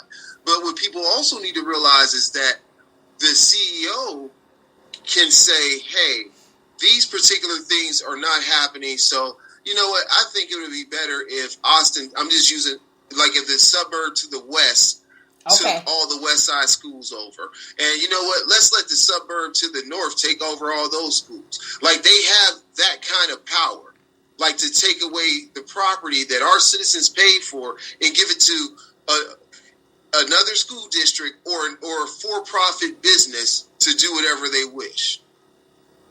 You know, I mean, well, to do whatever they wish under the auspice, under the focus of education. But what I'm saying is that relinquishes the control of our education system to other entities that are not us. So, who wants to have their taxpayer dollars go to a community that they don't live in? True. You know, if that's what one of the viewers said. Theo, that's what one of the viewers said.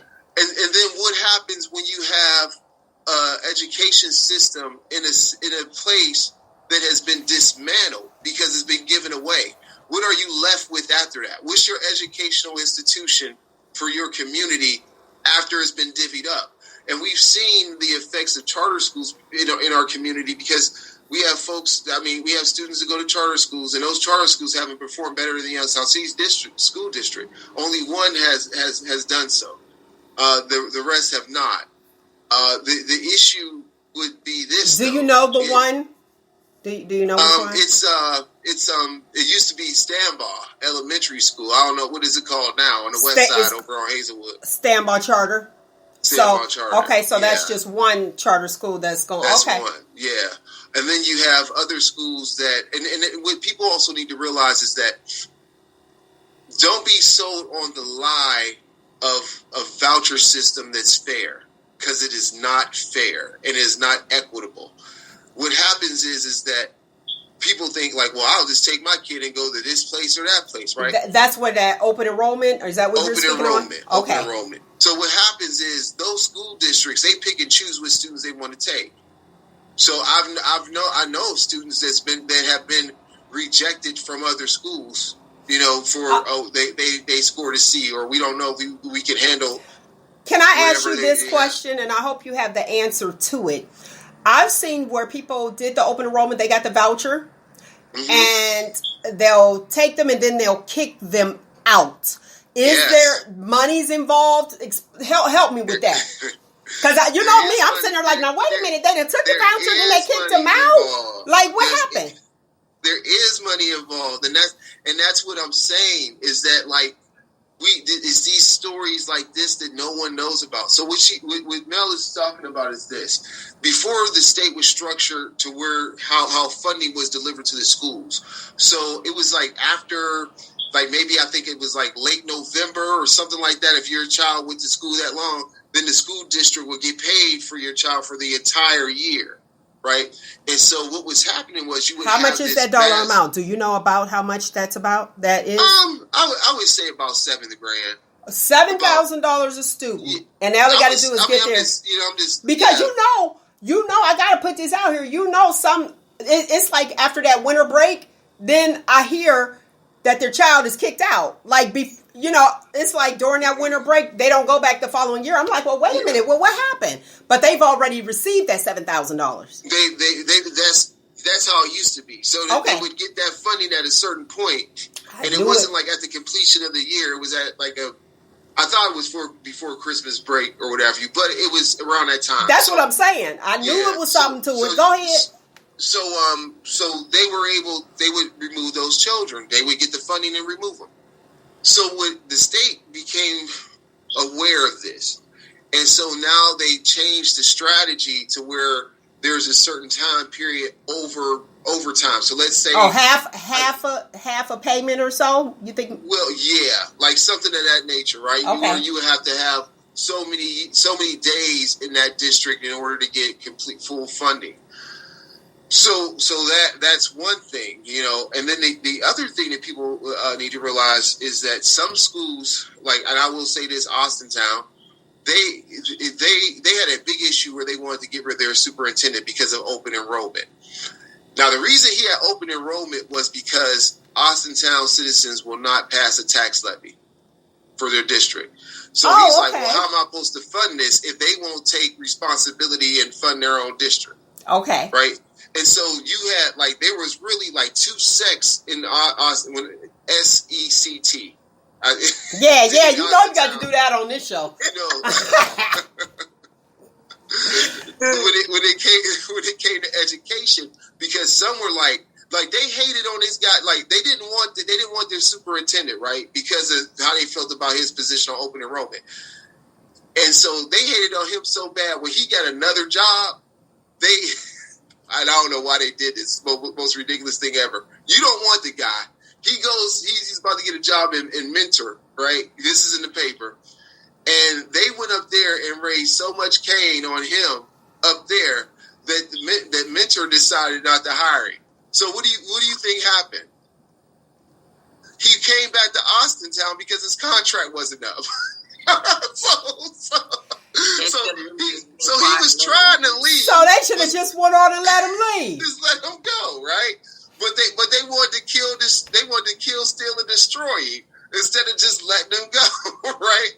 But and then he had to with him back. But because his contract wasn't up. So you know, but the thing is, he was in a paper, local paper, where he made a quote about, well, he had open enrollment to bring in those dollars. He never said, hey, we have open enrollment because we are the best place to educate kids, and if kids need a good education, they can come here and get it regardless of where they live, right? That wasn't his stance. His stance was those black and brown faces and those white faces that live in Youngstown, they can come over here and we can take that money to keep our school district afloat versus... So it was a financial gain. See, that's the stuff that ticks me off. So it's not even really about the education. It's like, okay, here, you can get educated while you're here if you want it. We want the money. I think the thing is that I'm not saying those children aren't striving or they're not doing what they were going to do. They're probably going to be great students anywhere. Okay. You know what I mean? Mm-hmm. The problem is that what's the intent of someone letting you in? That's what we need, the intent. Like, and in that article, he showed me that his intent was not to say we are the best place to educate students, and we'll take. And we're truly welcoming you. The intent is the dollars. For the viewers and the listeners who are just tuning in, I have School Board President Ronald Shad. Can you give a background of yourself as far as like your educational background, if you will?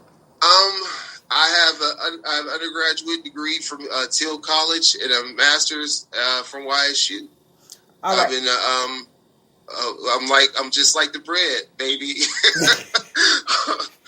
You know, what is it? Homegrown, Schwabels. How does the bread? How does Schwabels say it? I don't even know. Homegrown. I just know home. Is it homegrown? Home bread, right? Something like that. I can't remember. Dang. Yeah.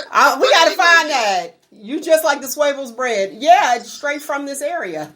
Yeah, you know what I mean? So, I mean, that's the thing is like, you know, my vested interest in this is because I'm part of Youngstown, just like anybody else. My family has been here for my paternal side has been here for 3 generations. I'm sorry. My my mother's paternal side has been here for 3 generations. Her maternal side has been here. I don't know. They might have been here when they for forever. You know. Yeah. We gonna find them and tell them that you said they been here forever. Vested interest. And the thing is, one misconception I want to clean up real quick, Mel, is that people think the Board of Education, they only do it for the money. Oh, how much y'all make? I know it's public knowledge. Yeah, it's public knowledge. A board member, how much does a board member make?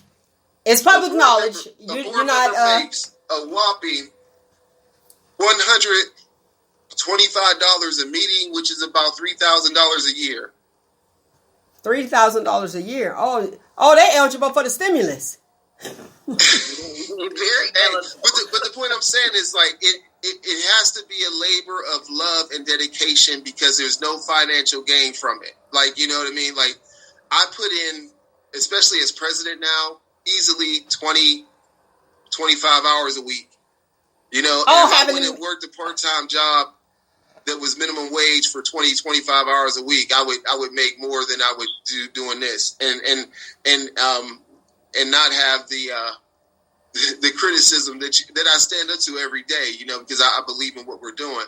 But I mean, it's like, I remember I had a principal who was a business owner, and I see him and he said, "Ron, it's the most thankless job you'll ever have." I like that. Yeah, thankless, because it's always you guys' fault. Even with the state takeover, it's always the school board's fault. They're like, get them out of there. We need a new school board. But the school board isn't even making the decisions. It's the state. So the decisions that we have made, anyone that has ever challenged, like, well, you know, what good are you? I was like, well, tell me the decision that we made that was bad for education. You know, like, no one can tell you that, because usually when people don't like you, there's that one thing, right? Now, I know there's the issue of, well, student performance is why you're there, and they haven't reached that for the most part. But what we're looking at here is that we are trying as a school board to hang on to the programs that we had in place that were helping students. Like, I can't tell you how often Youngstown Early College was under attack. You know, like people wanted it to end. And that program has graduated more associate degree students than YSU's regular enrollment. You see what I'm saying? So they're not saying that. Like, it is extremely impactful. It does some great things. And we are fighting for teachers to have the supports they need. Because when you have children that need help, they need tools to do that. And we've been fighting so that they have those things in place. And a lot of other things too. And we've been a watchdog to ensure that finances are spent in the best interest of our community. However, we don't have the ability to stop a lot of it, but we do have the ability to let everyone know what the record is. Okay, let's clear this up. There was a levy that was put on, and the peepers, some people were putting out misinformation, and they were saying that the school board is against that levy. Can you clear that up? If the school board was against the levy, the citizens would have never had an opportunity to vote on it. what the school board's position was that we wanted accountability for the spending. And at that time, there was a deficit of over $24 million. Wait a minute. Wait. Hold on. 24 million we had before the state takeover, and now it's a deficit. So after the state took over, our 24 million was gone. The CEO spent it without any checks and balances. Okay, go ahead, carry on. So the thing was with the look at Nick. What the school board was saying was that, hey, you want our citizens to give you more money when you have not appropriately handled the surplus that you inherited. You inherited a surplus, just like when George Bush got a surplus from Bill Clinton. You know what I mean? You know, you got a surplus and you spent it away. So they spent it away, and the issue is like, now you want to levy from our families. Not to say that we would have been in a situation either way not to get that levy, because a levy is funding for future years.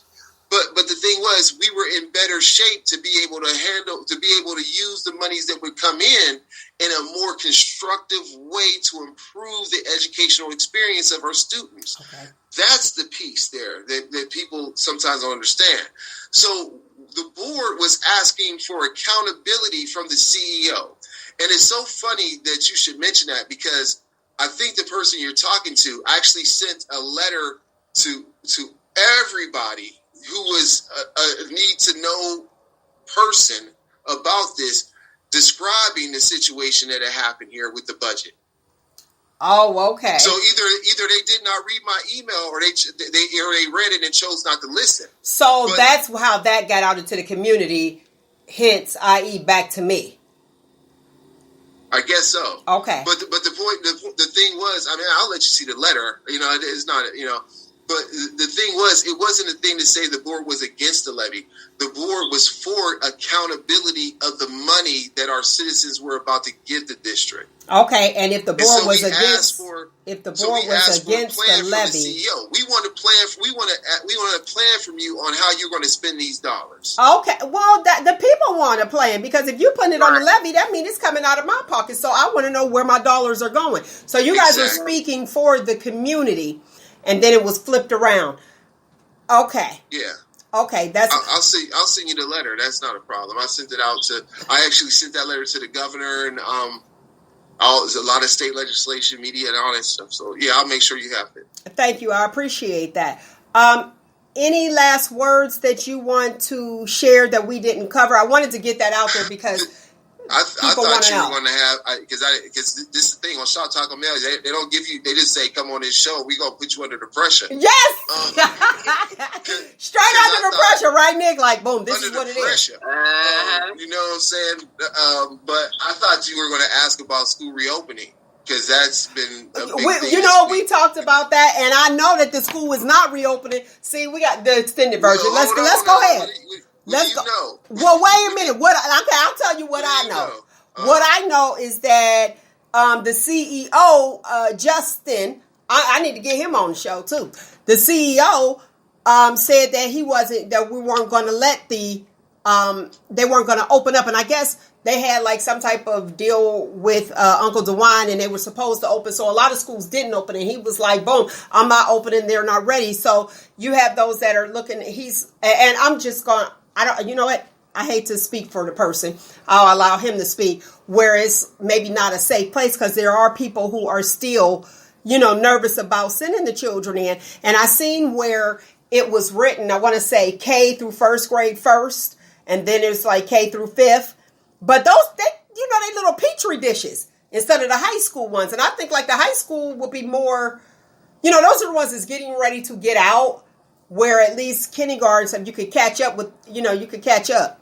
Let them catch up. But the ones that are getting out of school and going into the real world, I'm going to need for them to be educated, because I ain't going to lie, when I get into my little senior years, when I get really seasoned, I'm going to be asking them, when did you graduate? Did you graduate 2020, 2021? Because I know they was just releasing people. So I'm going to have to ask them. All right. So this is what I want to share with you, because you're partly right. As of yesterday, you were right. As of yesterday, I was right. We got hot off the press news. Tell me about it. Yeah. So this was released from the CEO on Friday at 4:00. Now, just earlier in the week, he said that only the pre-K through first grade would go back to school on March 23rd, and then other students would come back a month later, and then it seemed like upperclassmen wouldn't come back until the following year. So now, what it is that all Youngstown City School scholars will have the option to return to in-person instruction next month. So so everybody's coming back. Scholars will have the opportunity, will have an option of returning in person to in-person instruction beginning the week of March 15th. Pre-K through fifth grade will return Tuesdays and Thursdays beginning March 16th. All scholars at Rand Early College, regardless of grade level, will return in person Tuesday and Thursday beginning March 16th. 6th through 12th grade will return Monday and Friday beginning March 15th. Okay, so like families a hybrid type thing. Still have the option to continue with remote instruction full time. CEO Justin Jennings says he remains mindful of guidance from the Center for Disease Control. I'm going to skip that part and move down to the next because it's just him talking about he's going to monitor social distance and that kind of stuff. Okay. The Wednesday will be reserved for educator office hours, professional development, and deep building cleaning. The school district will still have weekly food distributions on Wednesdays. Remote instruction will continue for all scholars on the days in-person instruction isn't occurring. Surveys are being sent out to families to allow them to indicate their preference for in-school or fully remote instruction. Okay. Parents and guardians will not be permitted into the buildings. Parents and guardians are not admitted into the buildings. Will not be permitted into the buildings. Okay. According to go back up. What do you say he's following the guidelines from the CDC? Yeah. I look at that daily. I see some of it as far as like the healthy environments and healthy operations.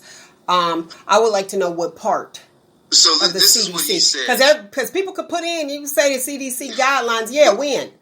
Well, let me read. Then I'll read the whole thing. Well, I don't read the whole thing because we ain't got that much time. Paraphrase. It's not long. Okay. CEO Justin Jennings says he remains mindful of the guidance from the CDC for disease control. Okay. After talking to other school officials from across the state, I believe that if we follow all of the mask and social distancing requirements, we will be able to open all our school buildings and still keep scholars and staff safe. Okay. He says. All right. We will continue to monitor the virus situation and make adjustments if required. Okay. And I'm going to add to that, if your child is sick, if you think they may have COVID, you have to isolate. You still have to isolate, even if you have been vaccinated. If you've been vaccinated, that does not mean that you are COVID free and you get a pass to just go on out and do your own thing. That is not true. You are vaccinated and still wear your mask, okay? Social distancing, I can't say that enough. I have seen where people are like, oh, I got the vaccine. I can come over here. Back up. Give me 6 feet. Not playing around. I want to talk about this really, really fast before I talk about this last hot topic, and then we're going to end the show. Mr. Shad, before we got to this place in the whole state takeover, the community says that they weren't aware. I was aware because I was there. They weren't aware of the whole state takeover. So now we're in a position where we're actually in it. Is there anything that the community can do to try to assist to regain control? Because I have a problem with someone appointing someone that is not even from this area. You got people jumping on the bandwagon like, hey, how you doing? We already know how it is. They want the popular kid. Let me see what I can get up out of it. You the new student. Here you go. How you doing? And I want to be your friend. And let me tell you, when they're only looking at personal gain and not the gain of the future, because their children are not even in Youngstown City schools. Well, I would say that was all from me and not from the school board president. One thing is that Mayor Tito Brown has been in support of local control, and he sees the importance of it. That's one thing is to recognize what the work he's doing. Okay, that's the current mayor. Okay. Yeah, the other work is you got, as you so lovingly call him, Uncle DeWine. You got to call Uncle DeWine. Get Uncle DeWine on the phone, and you got to tell Uncle, hey, this is what we want in Youngstown, because what's happening is legislation is almost unanimously leaving the House. And when it gets to the Senate, it gets locked up in committee, and we haven't had enough Senate support. Now, we have a Republican, Mike Roogle, who has been an advocate for us. Mike Roogle, Michelle LaPorte-Hagen have been advocates for us. And that's bipartisan support. She's a Democrat. He's a Republican. She's in the House. He's in the Senate. But they're trying to get this work done for the betterment of not only Youngstown students, but Ohio students. You know, this fight, and I tell board members this, we just came up with goals, and I told them, I was like, our fight is paramount for the existence of public education, not only in Ohio, or not only in Youngstown, but in Ohio, and may impact how the nation looks at public education when it comes to school takeovers. Because we're not going softly into that good night on this. We're not letting we are fighting for this. We've been down to the State House several times. We've also talked to the Ohio School Board, the Ohio State School Board, and the day we spoke to them, they passed a resolution to repeal HB 70. Now they don't have that power to do it, but it was symbolic because that was a state body that also said this is wrong. Okay. Well, thank you. You heard him, Uncle DeWine. We got to call Uncle DeWine, and if you're on social media, hashtag Governor DeWine, and make your post as far as like saving. And contact the Senate. Contact the Senate. Okay, the state Senate. And let Uncle DeWine know what's going on, because like you said, it's not just affecting Youngstown City Schools. To my understanding, in the last meeting that I was in, it affected Lorraine and East Cleveland? Lorraine and East Cleveland. Okay. But there were 14 schools, including Columbus and some other ones, I can't remember all of them, that were on the brink of being put under this legislation. But because of our advocacy, we were able to have a moratorium put in place. And then when the moratorium hit, like soon after that, COVID hit, and now everything is sort of like at a standstill because of the grades. But there's a very good chance that this could open up very quickly to more school districts. And I personally had an opportunity to speak with some legislators, and I told them, I was like, do we want Ohio public education system that is ran from the governor's office or from the local people? Okay. Well, on that note, I thank you for coming on. I know that you're a busy man, and we truly appreciate you. That's the president of Youngstown City School Board, Ronald Shad. If you have any questions, I'm sure he'll answer you. And I'm sure that there's those who have questions. Well, and the questions are because of they don't understand the jargon. That's why I wanted you on Shop Talk with Mel, so we can keep it 100. You know what I'm saying? Let's talk to the people. Let's sit at the kitchen table and let's converse. So I truly appreciate you coming on. Thank you so much. And he said, reach out to legislation, reach out to the Senate, reach out to Uncle DeWine. That's what I call him, and let him know. We want control. I want to be able to reach out and touch the person. Well, 6 feet, you got to move back, but I got some questions, about my future. And we know that children are the future of tomorrow.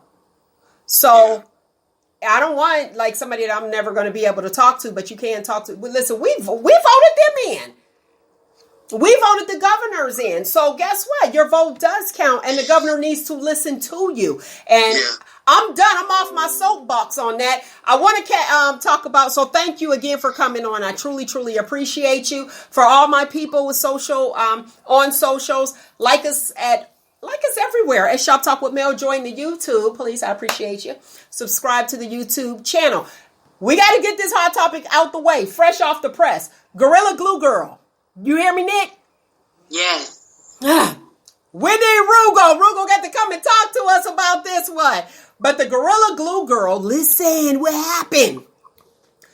The plastic surgeon that got the glue out of her hair, she wanted a boob job. Now, we know that Roogle is like, I'm not giving them any money, and what are you going to do with the money? And it was, how much was it, Nick, that she raised? It was like about 100. No, that's Shayna. That's Shayna. Yeah, okay. Okay, about 20. So she was getting a boob job. So as he was examining her for this boob job, he found 2 lumps in each of her breasts. Oh, my goodness. He found lumps in her breast. And she said the silver lining to it all, as far as her with the whole glue, was that she would have never known that she had a lump in her breast. So women, please do yourself breast exams. It probably was her norm. It probably was her norm because, to my understanding, she had 5 children. And we have that fatty tissue. We might have lumps. They be like, oh, okay, that's just fatty tissue. And not looking at it. But he did find that. So now she's able to go further. Don't get the breast exam with the GoFundMe money. Use that. Listen, Gorilla Glue Girl. What's her name? Tessa? What's her name? Tessica or something? What is it? Yeah, Tessica. If you are listening to us on Shop Talk with Mel, take that money. Don't you start not another GoFundMe. Talk about your cancer problems. Take that money that you was going to get that breast exam with, and you give it to a doctor. Give it to a cancer doctor or an oncologist, okay? All right, lovely people, that is my time. I thoroughly enjoyed you as I do each and every single Saturday.